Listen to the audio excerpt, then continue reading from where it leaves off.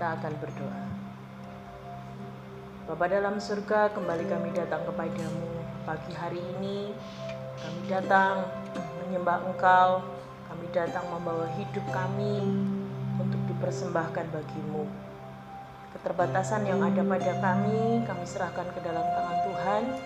Biarlah Tuhan yang memperlengkapi, Tuhan yang mengurapi, sehingga Roh Kudus-Mu menerangi setiap hati kami masing-masing yang ada di rumah maupun yang ada di tempat ini, sehingga kami sama-sama diberkati, kami sama-sama boleh menerima pesan yang daripada-Mu, sehingga hidup kami benar-benar berkenan di hadapan Tuhan.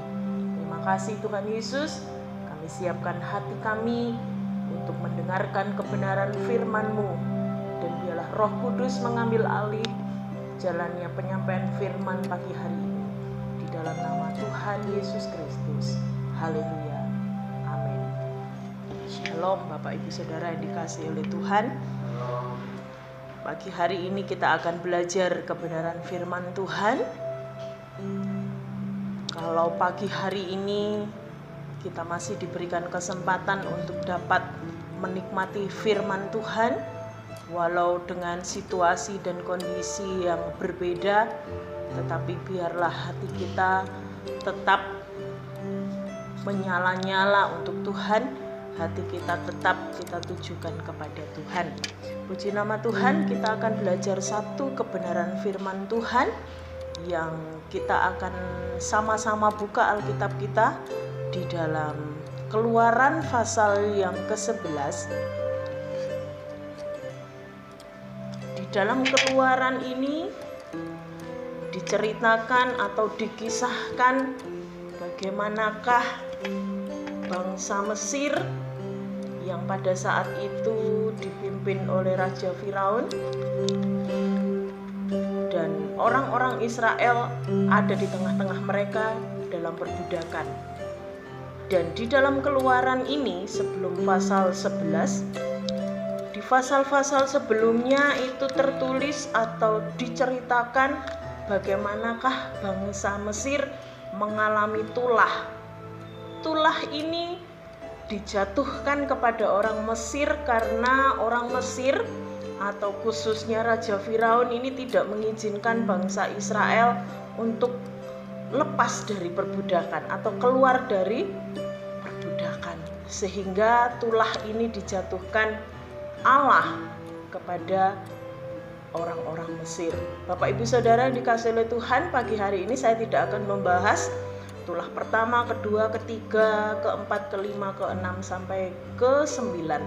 Tetapi pagi hari ini kita akan belajar di pasal 11 yang menuliskan tentang tulah yang terakhir, yaitu tulah yang ke-10 berbicara tentang anak sulung mati.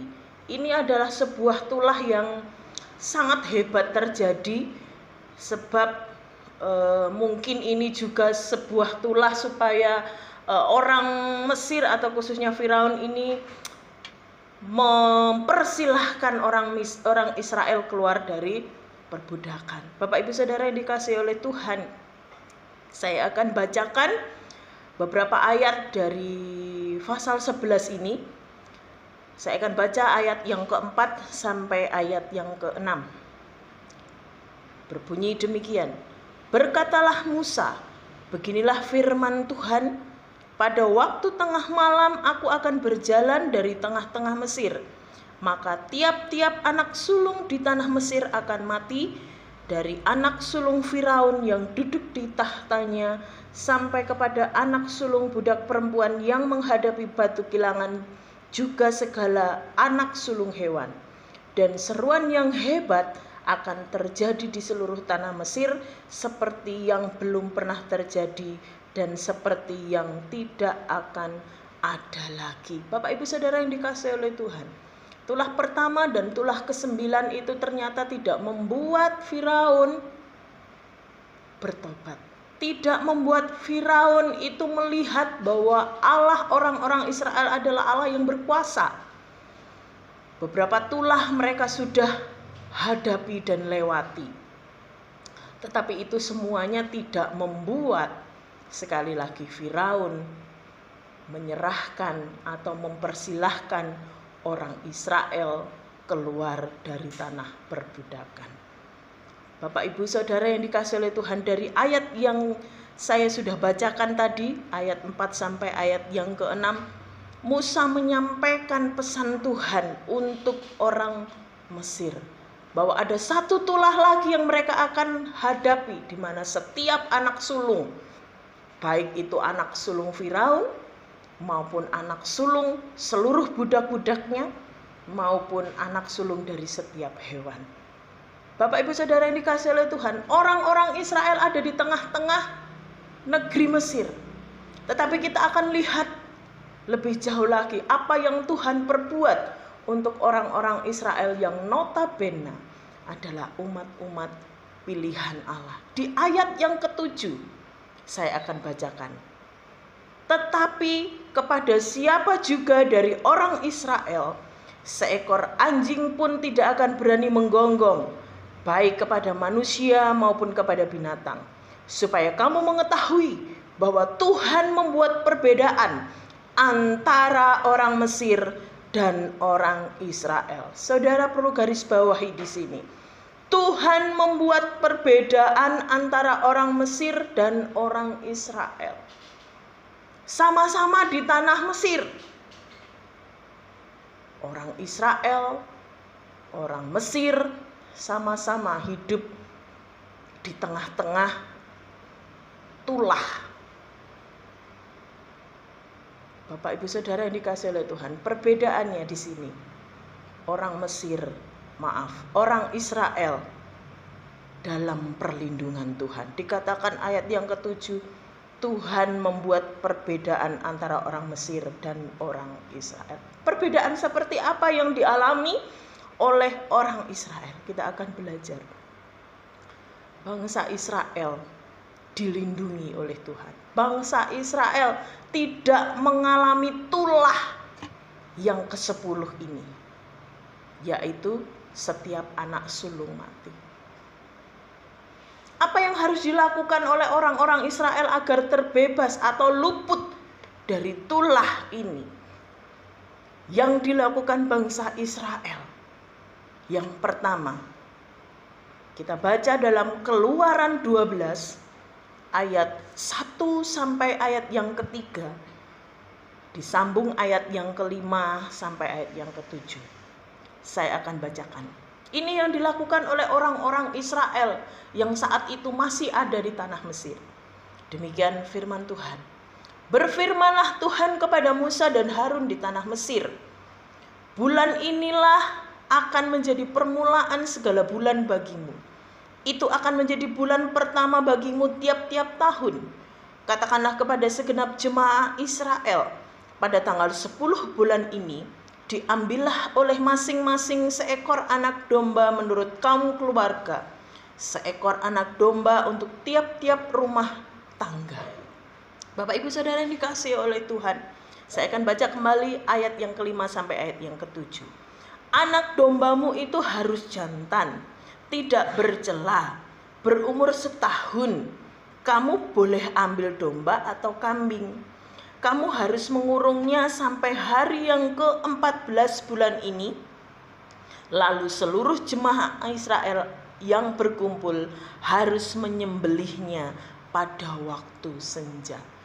Yang dilakukan oleh orang-orang Israel di tengah-tengah tulah yang melanda orang Mesir, yang pertama yang dilakukannya adalah pada hari ke-15 mereka menyembelih anak domba, boleh kambing.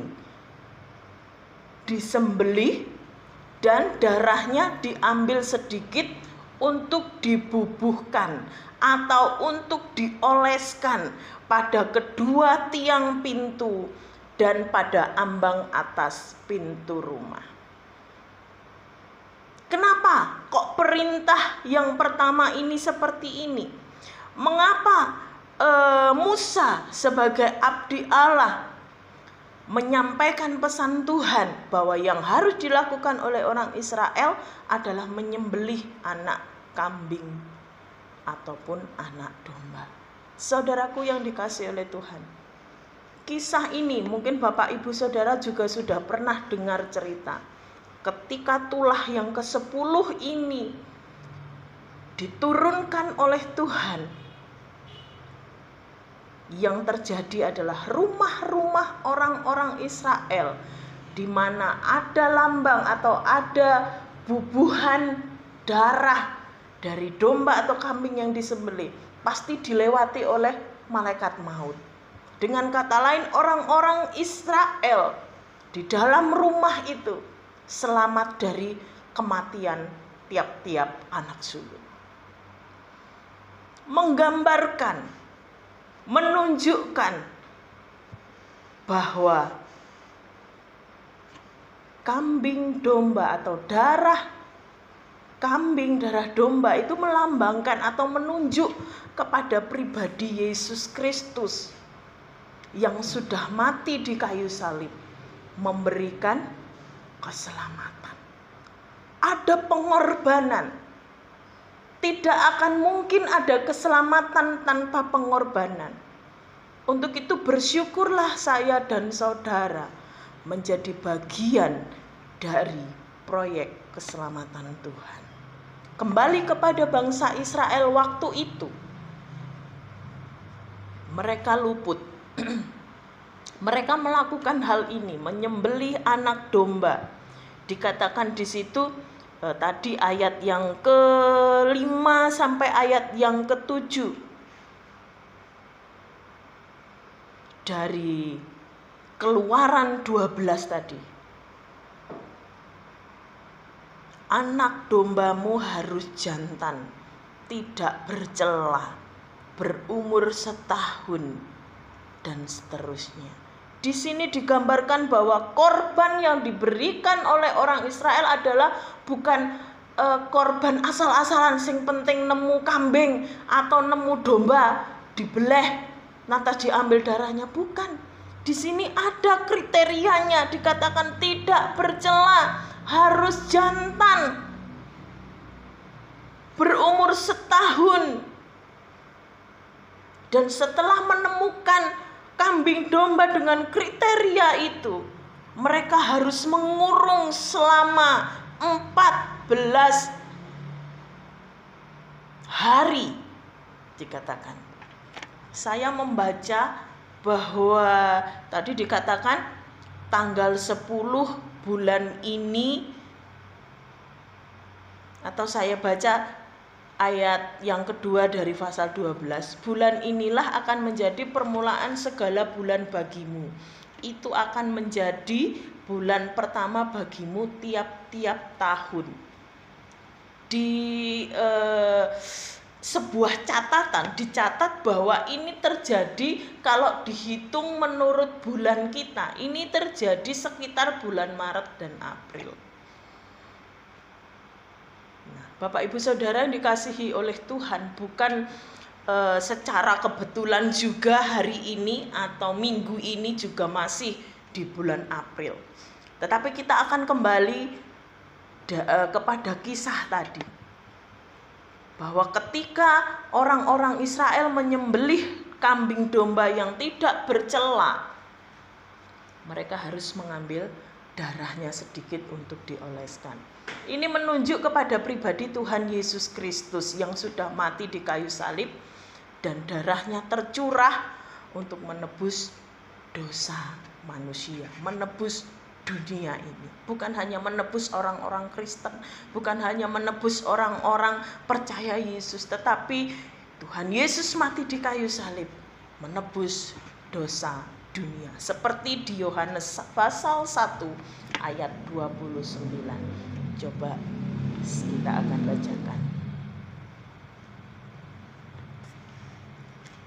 Yohanes pasal 1 ayat yang ke 29. Di sana dituliskan, pada keesokan harinya Yohanes melihat Yesus datang kepadanya dan ia berkata, lihatlah anak domba Allah yang menghapus dosa dunia. ini adalah gambaran dari pribadi Yesus. Jadi domba yang disembelih oleh orang-orang Israel ketika tulah ke-10 ini melanda orang-orang Mesir. Itu adalah gambaran di zaman ini, di zaman saudara dan saya ada gambaran bahwa Yesus menjadi penebus dosa kita. Yesus tidak bercela. Yesus tidak berdosa. Sama seperti domba dan kambing yang dikorbankan, yang disembelih orang-orang Israel pada waktu itu. Tidak bercela. Bapak Ibu Saudara yang dikasihi oleh Tuhan, hal yang pertama yang dilakukan oleh orang-orang Israel adalah menyembelih anak domba maupun anak kambing. Bapak Ibu Saudara yang dikasihi oleh Tuhan, kita akan belajar lebih dalam lagi di ayat yang ke-8. Di ayat yang ke-8 dari Keluaran 12, yang dilakukan setelah bangsa Israel menyembelih kambing dan domba. Ayat 8 dikatakan, dagingnya harus dimakan mereka pada malam itu juga. Yang dipanggang mereka harus makan dengan roti yang tidak beragi beserta sayur pahit. Jadi setelah mereka menyembelih petang hari itu sudah, kalau petang itu sudah masuk hari yang ke-15. Tadi kan kambing dan dombanya dikurung dulu selama 14 hari. Dan petang, pada saat petang hari mereka menyembelih dan dagingnya dimakan pada malam itu juga. Dipanggang dagingnya, disate mungkin pada zaman sekarang bahasanya, dipanggang. Dan bukan dimakan dengan saus kacang yang pedas dan lezat, bukan. Tetapi di sini dikatakan harus makan dengan roti yang tidak beragi beserta sayur pahit. Saudaraku yang dikasihi oleh Tuhan, apa makna atau maksud dari ayat ini? Bapak Ibu Saudara yang dikasihi oleh Tuhan, di sini dituliskan bahwa ketika mereka sudah menyembelih kambing atau domba, mereka juga dipersilahkan untuk menikmati dagingnya. Bapak Ibu Saudara yang dikasihi oleh Tuhan, ini juga ada gambarannya. Seringkali Bapak Ibu Saudara mengikuti sebuah perjamuan kudus, Bapak Gembala sering menyampaikan roti itu adalah lambang dari tubuh Yesus yang sudah terpecah-pecah ketika mengorbankan dirinya di kayu salib. Nah, ini juga sebuah gambaran. Jadi di ayat 8 ini ketika mereka menyembelih kambing dan domba, dagingnya harus dimakan. Artinya adalah dalam sebuah perjamuan kudus, orang-orang Kristen, orang-orang percaya, itu bukan hanya sekedar liturgi, bukan hanya sekedar kebiasaan setiap 1 bulan sekali, tetapi kita sebagai umat-umat Tuhan harus bisa memaknai bahwa itu melambangkan keikutsertaan kita dalam kematian Kristus yang menyelamatkan kita dari kematian rohani. Bapak Ibu Saudara yang dikasihi oleh Tuhan, biarlah hidup kita semakin mampu memaknai sebuah kebenaran yang sesungguhnya. Ketika bangsa Israel memakan daging ini, mereka menikmati bukan untuk pesta-pesta, bukan untuk kesenangan, tetapi di sini dikatakan mereka makannya itu dengan roti yang tidak beragi. Kalau daging tadi menggambarkan tubuh Kristus yang dikorbankan untuk keselamatan, untuk menyelamatkan kita dari kematian rohani, memberikan keselamatan. Setiap kita pasti mati secara jasmani, tetapi keselamatan yang Tuhan berikan itu adalah keselamatan dari kematian rohani. Bapak Ibu Saudara yang dikasihi oleh Tuhan, berbicara tentang roti tidak beragi, itu juga melambangkan tidak beragi. Ragi itu seringkali digambarkan dengan dosa, sering digambarkan dengan kecemaran. Jadi merupakan lambang pemisahan orang Israel yang ditebus dari Mesir. Orang Israel ditebus, dibebaskan dari perbudakan Mesir. Mesir gambaran dari dunia. Ragi bicara tentang dosa. Jadi ketika mereka menikmati daging yang sudah disembelih itu, ada maknanya bahwa mereka sudah ditebus, dibebaskan dari perbudakan, dibebaskan dari dosa. Itu adalah lambang-lambang. Dikatakan lagi bukan hanya roti tidak beragi. Kalau kita kembali bicara tentang roti tidak beragi, pasti tidak enak rasanya, hambar. Tetapi itulah gambarannya. Dosa itu adalah sesuatu yang seharusnya ditinggalkan. Sayur pahit. Mereka makan daging itu selain dengan roti tidak beragi juga dengan sayur pahit. Sayur pahit ini mengingatkan mereka, menjadi satu pelajaran bahwa di tanah perbudakan mereka mengalami masa-masa pahit, masa-masa sulit. Yang namanya diperbudak pasti tidak nyaman, tidak enak. Tidak ada yang ketika ditanya enak, diperbudak enak, tidak ada. Makanya ini adalah sebuah lambang-lambang, bukan hanya sekedar dimakan, makan roti, ya roti, pakai sayur pahit, ya sayur pahit, bukan hanya sekedar itu, tapi ada lambangnya, ada gambarannya, mengingatkan mereka bahwa diperbudak itu adalah sesuatu hal yang tidak nyaman. Sesuatu yang tidak enak, namanya pahit. Bapak Ibu Saudara yang dikasihi oleh Tuhan, ini yang dihadapi atau yang dilakukan oleh orang-orang Israel ketika tulah yang ke-10 itu akan dijatuhkan untuk orang-orang Mesir. Saudaraku yang dikasihi oleh Tuhan, dan mereka melakukan tepat seperti apa yang diperintahkan oleh pemimpinnya, yaitu Musa. Bapak Ibu Saudara yang dikasihi oleh Tuhan, apakah berhenti sampai di situ? Tidak. Kita akan buka, kita akan sedikit turun ke bawah sampai saudara menemukan ayat yang ke-22. Masih tetap di Keluaran 12. Ayat yang ke-22. Saya bacakan keseluruhannya saja, tetapi pada intinya saya akan mengambil ayat yang ke-B.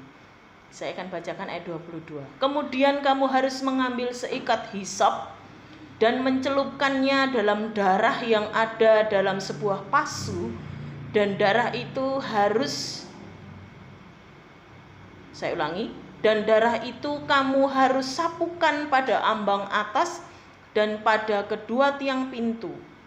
Seorang pun dari kamu tidak boleh keluar pintu rumahnya sampai pagi. Saudaraku yang dikasihi oleh Tuhan, di sini saya garis bawahi sebuah kalimat, seorang pun dari kamu tidak boleh keluar pintu rumahnya sampai pagi. Bapak Ibu Saudara yang dikasihi oleh Tuhan, orang Israel tidak diperbolehkan keluar rumah sampai pagi. Mungkin kalau kita kaitkan dengan kejadian yang kita alami dan kita hadapi, kenapa pagi ini saudara beribadah di rumah Bapak Ibu Saudara masing-masing?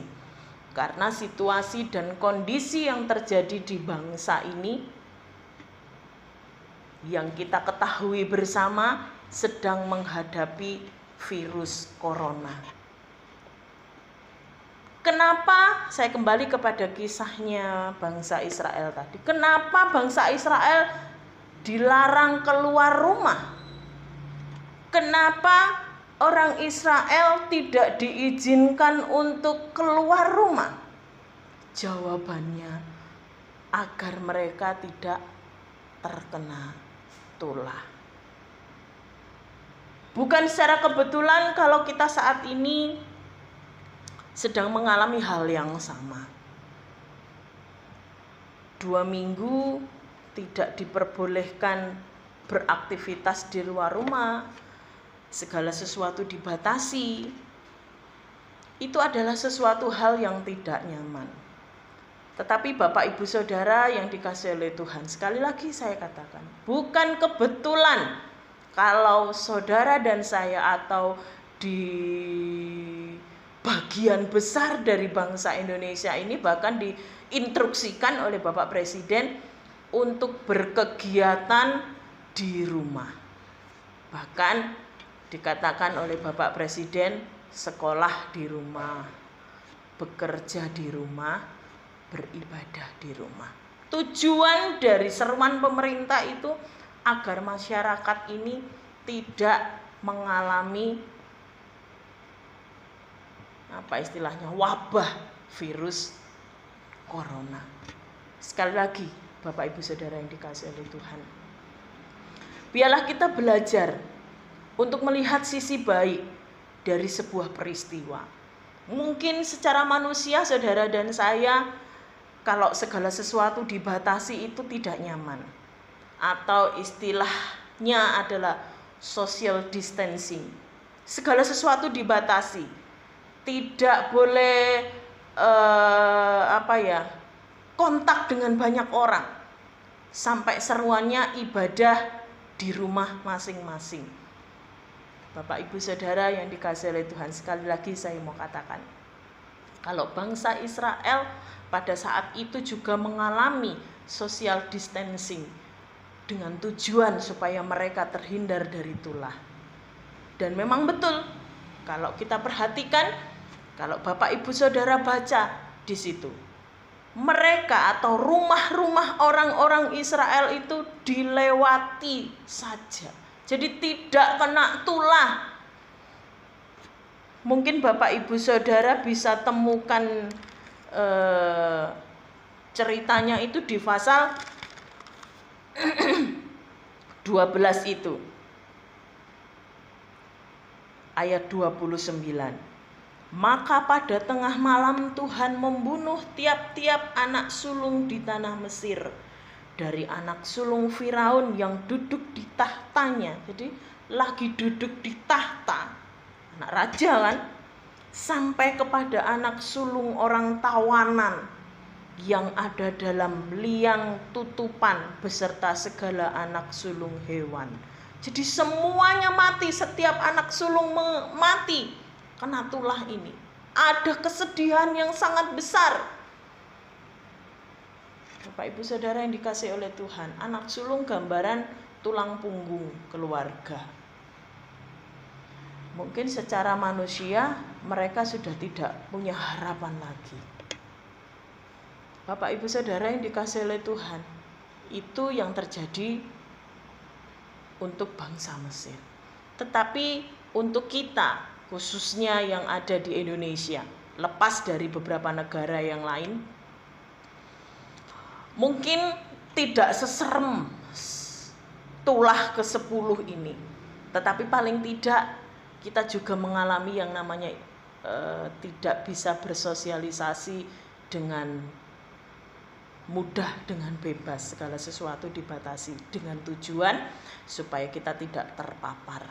Sekali lagi, di luar sana banyak statement-statement yang mungkin membuat saudara dan saya menjadi takut, menjadi khawatir.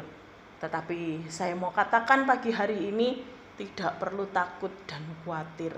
Ada Tuhan yang melindungi kita. Seperti halnya orang-orang Israel pada zaman itu dilindungi oleh Tuhan. Dilindungi, diperlakukan sedemikian luar biasa oleh Tuhan. Tadi gambarannya, darah domba yang disembelih tadi menjadi istilahnya tameng untuk mereka selamat. Gambaran dari Yesus Kristus. Saudara dan saya ditebus oleh darah Yesus Kristus. Dan ketika saudara mempercayai sungguh akan hal ini, saudara dan saya pun akan dilindungi oleh Tuhan.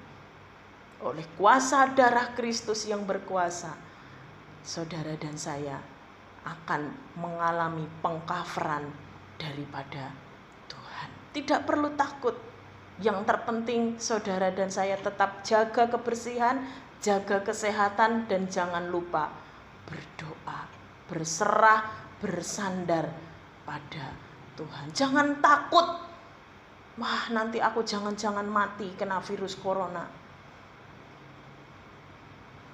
Karena ketakutan, karena gelisah, karena khawatir, akhirnya saudara kondisi fisiknya, imunnya jadi menurun karena ketakutan tadi. Makanya firman Tuhan dikatakan, hati yang gembira adalah obat yang manjur, tetapi semangat yang patah mengeringkan tulang. Jangan saudara takut, jangan saudara khawatir, tetap berharap kepada Tuhan. Bapak ibu saudara yang dikasihi oleh Tuhan, mungkin banyak orang juga beranggapan bahwa tindakan kita tidak adanya ibadah, kok sepertinya nggak punya iman, kok takut ya sama Mbak Corona begitu, sampai ibadah dialihkan dan lain sebagainya. Sekali lagi saya mau katakan, jangan pernah menganggap bahwa tindakan kita hari ini adalah sebuah tindakan kurang iman. Juga jangan sampai kita menilai atau menganggap atau mengejudge orang yang beribadah itu bla bla bla, berpenilaian negatif kita. Jangan. Saudaraku yang dikasihi oleh Tuhan, sekali lagi saya mau katakan, jangan menganggap bahwa tindakan kita hari ini adalah tindakan kurang iman. Tapi kita mau melihat bahwa Tuhan memberi hikmat. Tuhan pakai pemerintah dengan keputusan-keputusannya, dengan kebijakan-kebijakannya. Sebab kita tahu bahwa pemerintah itu juga berasal dari Tuhan. Seperti halnya di Roma 13 ayat 1. Mari kita buka. Roma pasal yang ke-13 ayat 1.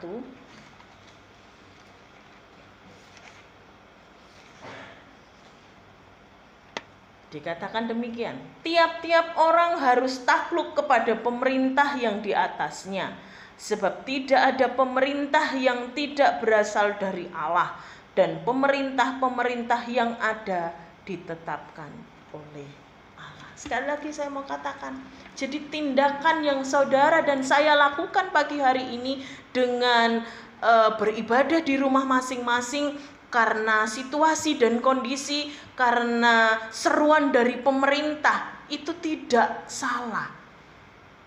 Tindakan pemerintah tidak salah. Kita percaya bahwa pemerintah itu ada karena campur tangan Tuhan. Seperti di Roma 13 ayat 1 ini. Bapak ibu saudara yang dikasihi oleh Tuhan, biarlah ketika saudara dan saya diizinkan untuk beribadah di rumah masing-masing, saya berharap kita tidak mengurangi rasa hormat kita kepada Tuhan. Jangan sampai hanya karena tempat yang dibatasi, lantas sikap hati kita menganggap bahwa kurang kudus, kurang afdol dan lain sebagainya. Yang terpenting adalah hati kita. Hati kita yang berpaut kepada Tuhan ketika kita mempersembahkan hidup kita dalam peribadatan. Seperti halnya pagi hari ini. Saudara menikmati firman Tuhan hanya via video WA. Tidak masalah, yang penting hati kita ketika kita menikmati firman itu benar-benar menikmati dengan sungguh. Pagi hari ini kita belajar dari kisah bangsa Israel. Bagaimanakah pengcoveran Tuhan ketika tulah itu melanda tanah Mesir. Mereka dilindungi oleh Tuhan. Ketika mereka melakukan apa yang diperintahkan oleh Tuhan. Menyembelih kambing domba, darahnya dioleskan di kedua tiang pintu dan juga di bagian atas, sehingga malaikat maut melewati tiap-tiap rumah orang Israel. Dan tercatat orang-orang Israel, keluarga-keluarga orang Israel luput dari tulah yang ke-10 ini. Saudaraku yang dikasihi oleh Tuhan, kita berdoa bersama-sama supaya kita pun terluput dari virus corona ini. Jangan sampai kita celaka karena kita kurang bijak menilai sesuatu. Jangan sampai kita merasa diri beriman atau merasa diri punya kapasitas kerohanian tinggi. Lantas itu membuat kita menjadi sombong dan kita menjadi kurang bijak, sehingga menganggap bahwa aturan pemerintah itu salah dan lain sebagainya. Ada sebuah ayat di dalam Amsal 27. Ini mungkin ayat yang terakhir. Amsal 27 ayat yang ke-12.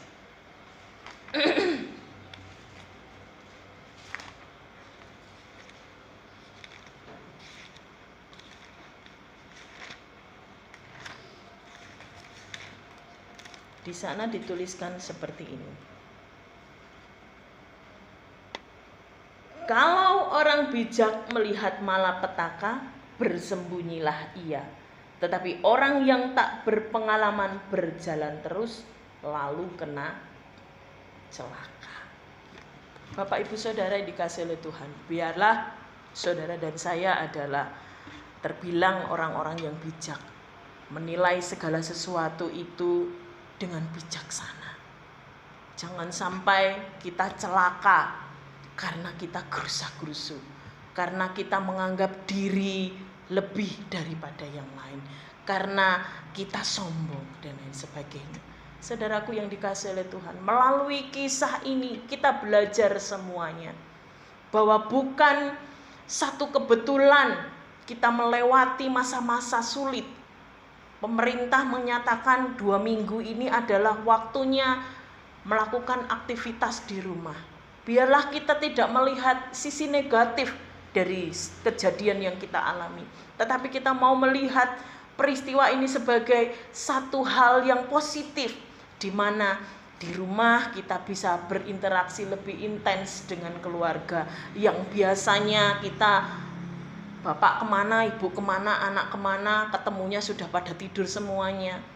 Tetapi momen ini adalah momen untuk kita bisa memperbaiki kualitas dalam keluarga kita, atau istilahnya quality time.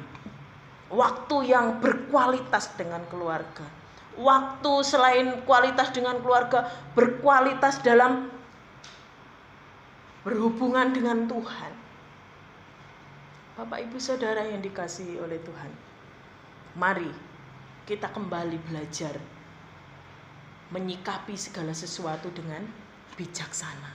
Kisah tulah yang ke-10 ini memberi pelajaran hidup yang berharga bagi saya dan Bapak Ibu Saudara, bahwa hidup orang yang percaya sungguh-sungguh kepada Tuhan Yesus Kristus akan mendapat perlindungan. Bapak Ibu Saudara percaya akan hal ini, maka itu akan menjadi bagian dari saudara dan saya. Puji nama Tuhan, firman Tuhan pagi hari ini saya tutup sampai di sini. Kiranya saudara dan saya mendapat berkat dari firman Tuhan. Kita akan mengakhiri dengan berdoa. Terima kasih Tuhan Yesus untuk pagi hari yang luar biasa ini. Engkau masih memberikan kesempatan buat kami mendengar kebenaran firman-Mu. Walaupun dengan keterbatasan-keterbatasan yang ada, tetapi kami tidak membatasi kuasa-Mu bekerja atas setiap kami. Kebenaran firman-Mu sudah kami dengar. Engkau memberikan perlindungan kepada umat-umat pilihan-Mu ketika tulah itu melanda bangsa Mesir. Dan itu kami imani Tuhan. Hari ini kami adalah orang-orang yang percaya sungguh kepada Engkau, yang sudah Engkau tebus dengan hidupmu sendiri, dengan darahmu, dengan hidupmu, dengan tubuhmu. Dan kami percaya itu. Dan ketika kami mempercayai hal itu, kami adalah orang-orang pilihan yang pastinya Engkau berikan perlindungan. Terima kasih ya Tuhan Yesus, kami berdoa untuk bangsa dan negara kami yang sedang menghadapi situasi yang sangat menakutkan untuk sebagian banyak orang ya Tuhan. Virus corona melanda bangsa kami. Kami berdoa, mari Tuhan Engkau berikan hikmat-Mu kepada pemimpin kami, Bapak Presiden khususnya ya Tuhan.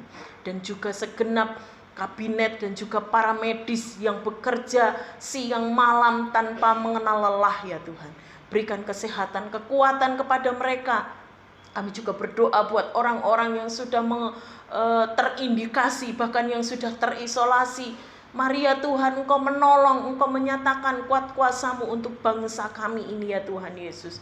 Kami berdiri untuk bangsa kami, biarlah Engkau nyatakan belas kasihan-Mu untuk bangsa ini, sehingga bangsa kami ini Tuhan boleh dilalukan dari setiap sakit penyakit ya Tuhan Yesus. Terima kasih Bapa, terima kasih Yesus. Kami mengucap syukur kepadamu ya Tuhan. Berkati umat-umat-Mu yang hari ini menikmati firman di rumah mereka masing-masing.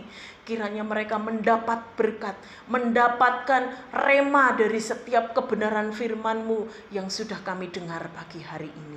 Terima kasih ya Tuhan, sehingga hidup kami semakin mengenal Engkau, bahwa Engkau adalah Allah yang berkuasa, Allah yang sanggup menyatakan banyak hal untuk setiap kami.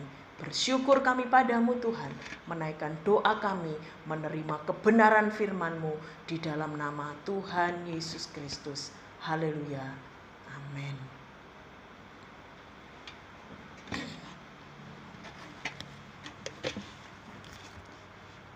Ya, kita terima berkat. Tuhan memberkati engkau dan melindungi engkau. Tuhan menyinari engkau dengan wajah-Nya dan memberi engkau kasih karunia. Tuhan menghadapkan wajah-Nya kepadamu dan memberi engkau damai sejahtera. Diberkatilah kehidupanmu, kesehatanmu, keluargamu, rumah tanggamu, masa depanmu dan cita-citamu. Terimalah dan bawalah berkat, rahmat, damai sejahtera dari Allah Bapa, cinta kasih karunia dan anugerah dari Tuhan Yesus Kristus, persekutuan, penyertaan dan penghiburan dari Roh Kudus menyertai kita mulai hari ini sampai selamanya. Maranatha, Tuhan datang kali yang kedua. Di dalam berkat nama Tuhan Yesus Kristus, kita semua yang percaya menerima berkat berkata, amin. Tuhan memberkati.